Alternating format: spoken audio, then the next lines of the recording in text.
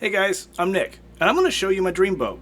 This is the next generation Island Packet 439. And if you're watching this, it means you've been eyeing this newer line of Island Packets too. And you've probably seen all the walkthrough videos with Darryl, the owner of Island Packet Yachts. And if you haven't, be sure you do, because this video is not like the other tours. Instead of taking a peek inside every drawer or locker in every room, I'm going to take you through the factory where they make these boats. And then I'm going to take you on board a 439 for a test sail with perfect weather. And while we're underway, I'm going to take you through a very personalized walkthrough to see about some things I've always wondered about but didn't see on the other videos. And for your viewing convenience, I've divided this up into chapters that you can easily choose from and go straight into what you're most interested in. So be sure to like, subscribe, and turn on notifications, and let's jump right into the first thing on the agenda, the Island Packet Factory, where Darryl and his team work full-time to make dreams come true.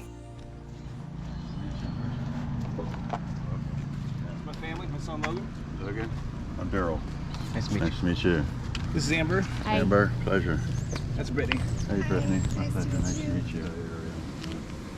So, anyway, welcome. This is the original 2-acre facility that Bob started with back in 1979.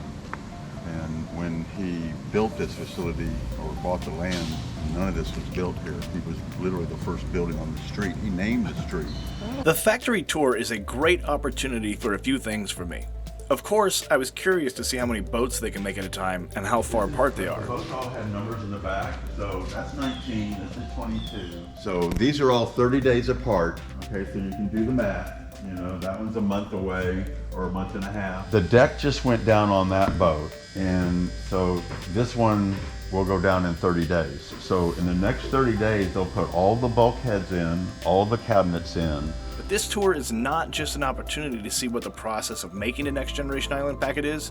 It's an opportunity to see what they make Island Packets out of, and perhaps more importantly, why.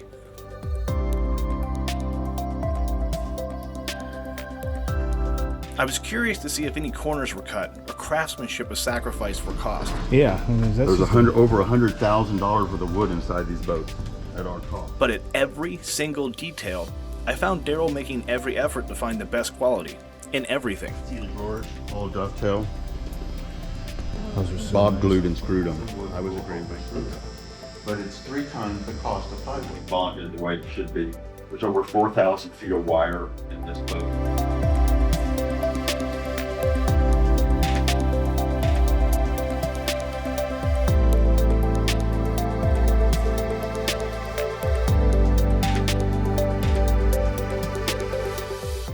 Another thing he happened to casually mention while we were going over some things below deck was a future design coming to Island Packet. And I don't think it's exactly top secret or anything, but at the time of recording this, there's no information about this anywhere on their website. Either way, I got it on camera just for you. You know, your time frame wise, we will be, we will have our 525, 539 out by then, which would give you more space. No, that's the next boat. So we're going to have the motor sailor in production by this time next year. And then the last boat I have to redo of the whole stuff I have is the 485, which we're going to call the 529. Then we're going to build a 539. But the 539 will be 3 staterooms, and the 529 will be 2 nice staterooms. It's really nice staterooms. I had a really good time at the Island Packet Factory, and I liked every single thing that I saw. And I was happy to hear why Darryl did the things the way that he did.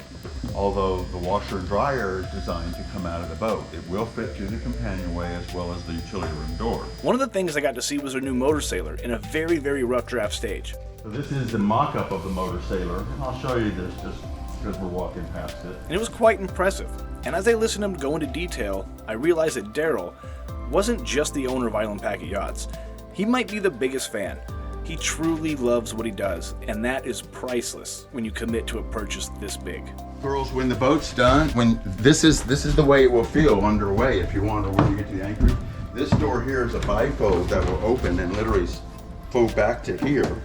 And then this is a window that's electric. You push the button and it goes right into this bulkhead. Oh, wow. And nothing in between them, okay? So literally, this is what it's gonna feel like. All in all, it was really refreshing to see the effort going into quality and the experience being implemented into the And design. they have certain ideas of boats they want. They love our design. They love what we're doing. They love the ability to custom build the boats, pick their gel coat colors, their wood colors, different layouts down below. I mean, different stinks. Island Packets have been around for a long time, and Darryl's team knew just how to keep all the good things about Island Packets and fix or improve the things that people had concerns with. Sail. So the big head sail is, usually the forward head sail is almost like a code zero, but it's obviously fixed on the boat at all times. So what I learned as a dealer with the old cutter rig is the boats were slow and anything less than honestly 12 to 15 knots apparent. That's the big reputation for the older models is they're built like tanks, they're safe offshore, but you're the last one to anchorage. Yeah. You're very comfortable underway. Right. So I sailed the Blue Jacket, hull number 7, and it had the Solent rig on it. And my gosh, I rode out that big 170 reacher, and it's like the boat went woof. And some of that was lightweight, but a lot of it was just sail area.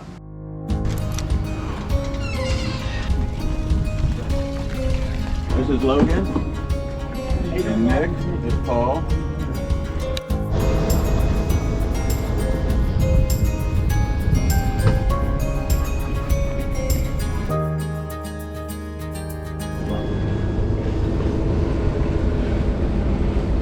So the dock lines and fenders that we're using on this boat currently are ours. We don't put the dock lines and fenders on for the new owner. So there's a transitional phase where you're basically delivering the boat to the owner, and the owner takes it to the new slip. You know, what's that transitional phase like? Is it? I mean, you're like, hey, you know, your boat's ready. You got about a week before it needs to be out the dock. We know how long it takes us to do this. So we typically try to launch on a Wednesday. We try to step the mast on Thursday, finish the standing rigging and the boom on and stuff. The sail floor's all done by Friday so that we can move from the boatyard, which is right around the corner, to our end tie, because boatyards are dirty. So we try to get out the boatyard as soon as possible. And then we'll start doing system checks. Our electronics guy will come on board and start installing all the electronics here that you see. And that usually takes about 2 to 3 weeks, depending on how extensive the package is. So if we launch it on a Wednesday, we'll be able to deliver it to you either the second or third Saturday or Sunday or Monday after we launch it, depending on how extensive your electronics packages are. Wow. And then honestly, we encourage you to use the heck out of the boat, and run every system, run, do stuff.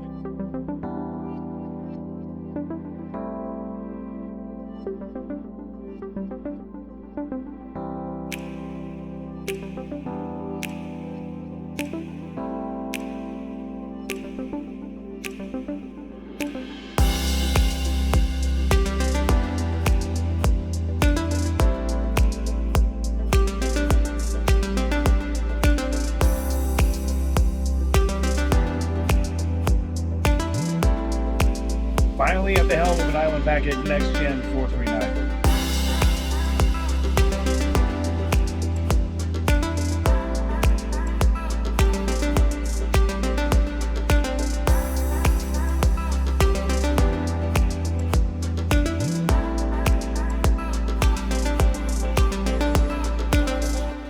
It was very light winds, but in only 11 knots of apparent wind, the 439 made 5 knots of speed over ground consistently. They're still big, safe, and comfortable, but no one can call them slow anymore. There is no more sacrifice to speed. An absolute new standard has been set in the cruising market.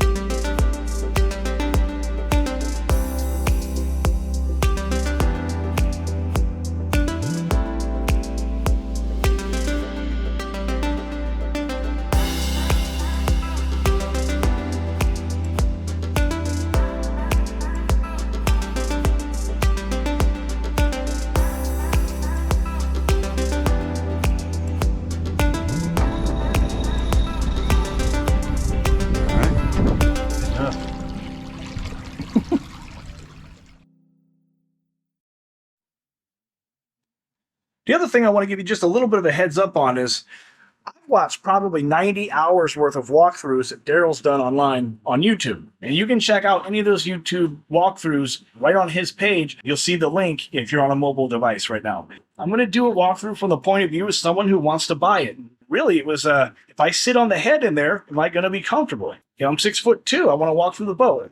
Basically, I really just had to come stand on board myself instead of just watching these videos from the comfort of my living room on YouTube.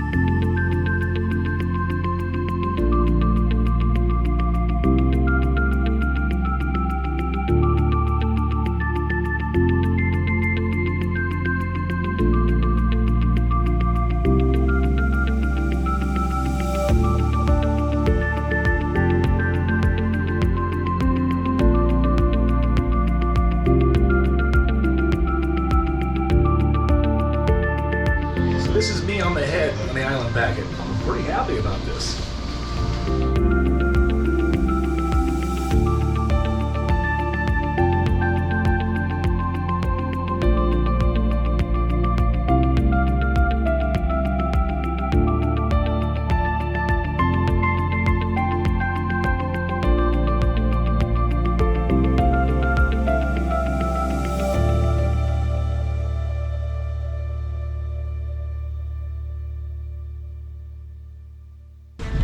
So this is another Island Packet. It's different than the one we just took out.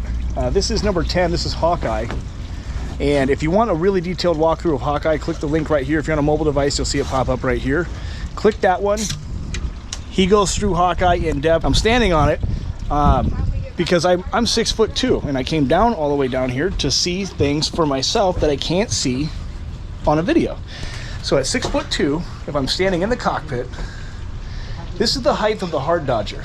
Now these are questions that I've had for years now. I'm standing right over the hard dodger. Now if I'm back at the helm, just back this way, if I stand up and look over the hard Dodger, it's absolutely perfect. So right visibility, if I were to sit down, they got the covers on the windows here. Again, without bending down, without looking over, without stretching out, I can see through the Dodger windows. These are things that are super important.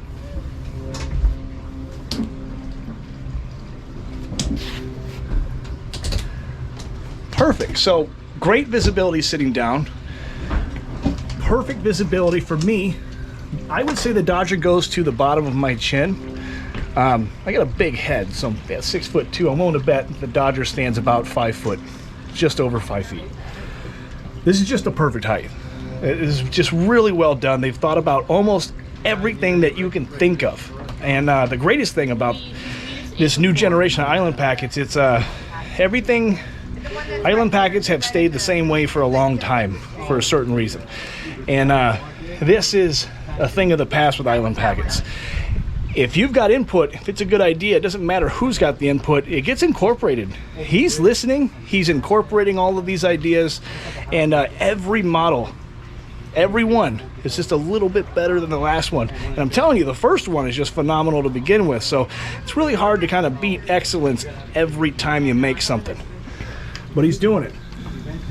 And starting with number 22, we're actually going to make screen inserts and little Lexan inserts, so you can pull these out, put a screen in, and then pull the screen out and put the hard Lexan piece in. So you can have a little bit of ventilation when it's nice weather.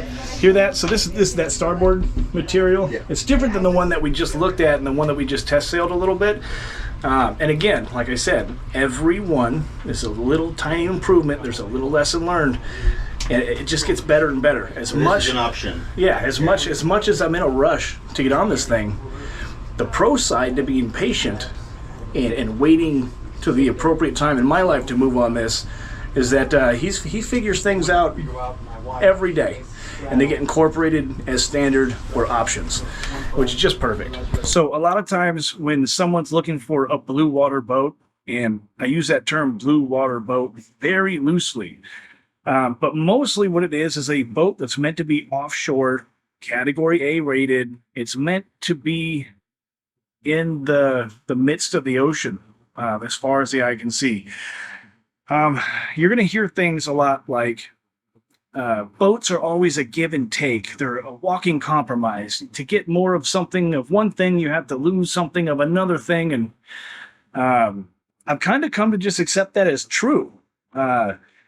You know, if you want a bigger V-berth, you know, maybe, or if you want a better master cabin or owner's cabin, maybe you want a Pullman berth with the heads in the V-berth area, or maybe, but it takes away from other things. And the fact is, 90% of the time, you are not out in the ocean. You're in a slip. You're at an anchor.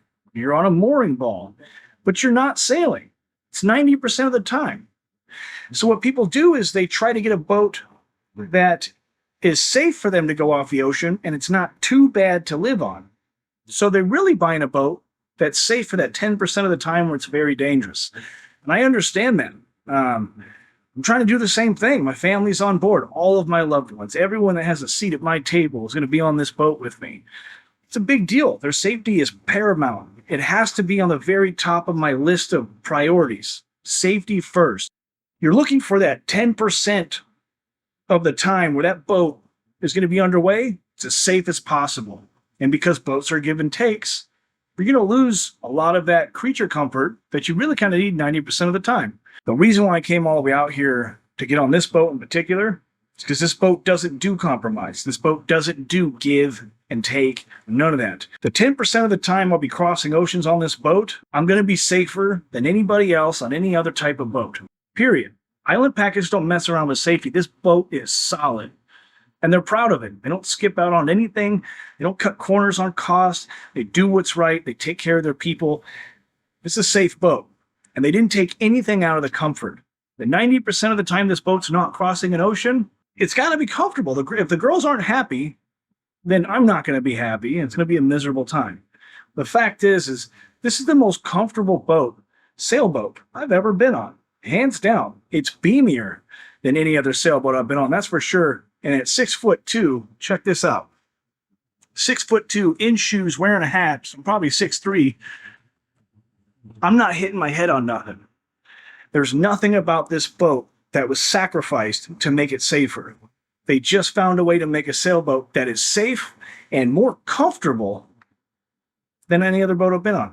You know how big of a deal that is? That takes an Island Packet, a next-gen Island Packet 439, and it goes from on my list to the very top of my list. And I've been on a lot of other boats. I've been on Pacific Seacraft 40s. I've been on an older generation Island Packet. This boat is going to set the standard in this market for decades. The other boat on my list was a Sirius 40. I thought it was a very creative interior design. But there's a lot of give and take on that boat. An Island Packet is the best of both worlds. It is a comfortable, floating home that you can enjoy your life on, where you will be 90% of your time in that lifestyle, sitting still at anchor. The 10% when you're not, once again, you couldn't be on a better boat. There's no better options than to put your family on a next-gen Island Packet 439. This is worth every ounce of this drive. This is exactly what I'm working towards. So very happy, very excited.